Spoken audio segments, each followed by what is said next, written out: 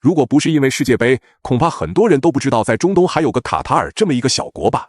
也就是这个面积不及我国一个2线城市的小国，不仅成功从美日澳等国家手里夺下了世界杯举办权，更打造了有史以来最豪华的世界杯。那么卡塔尔到底是一个怎样的国家呢？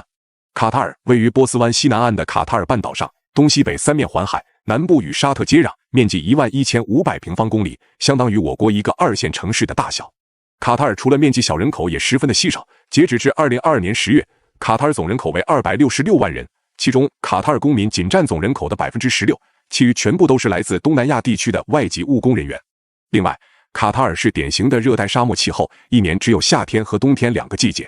冬季气温15至35摄氏度，而夏季气温最高可达50摄氏度，是地球上最热的国家之一。那么问题来了，作为仅次于奥运会的体育赛事，世界杯对举办国各方面要求都十分严格。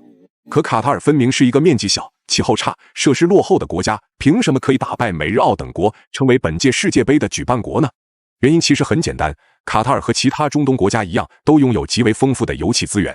境内探明的石油储量高达250亿桶，位列全球第14位，天然气储量24.7万亿立方米，仅次俄罗斯和伊朗，在世界排名第3。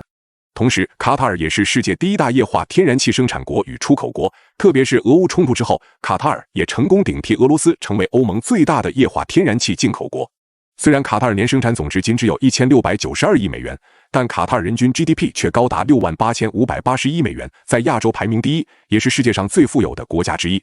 正所谓头上一块布，地球我最富。卡塔尔不仅成功拿下了世界杯，更是豪掷2000多亿美元，打造了历史上最豪华的世界杯。可以说，往年21届世界杯的总投入全部加在一起，也不及卡塔尔的1/5。为了向世界证明自己有能力也有实力办好世界杯，卡塔尔一口气新建了8座球场，每一座球场都是出自国际知名建筑大师之手，所有配置均属于世界一流。为了让球迷玩得开心、住得舒心，卡塔尔新建了上百家豪华酒店，并利用集装箱打造了环境舒适的球迷村，甚至还买下了3艘大型邮轮，让球迷们有更多选择。当然，最毫无人性的还是将沙漠中的卢塞尔村庄扩建成了一座现代化高科技的卢塞尔新城。城内地铁、码头、购物中心等设施一一俱全，并且采用的全部都是国际上最先进的技术和设备。可以说，卡塔尔为了这届世界杯，将能用的土地全部都利用了起来，能花钱的地方也绝对不含糊，就连本届世界杯的奖池也都创下了历史新高，达到了4.4亿美元。值得一提的是，虽然咱们中国队无缘卡塔尔世界杯，但卡塔尔里里外外到处都充满了中国元素。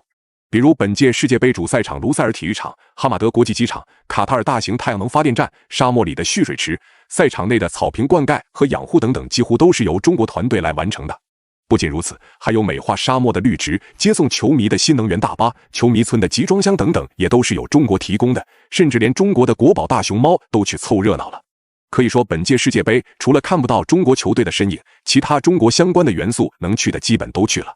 至于卡塔尔投入如此巨大的资金来办这场世界杯，其目的究竟是什么呢？有人说，卡塔尔想要摆脱对能源的依赖，转移发展重心；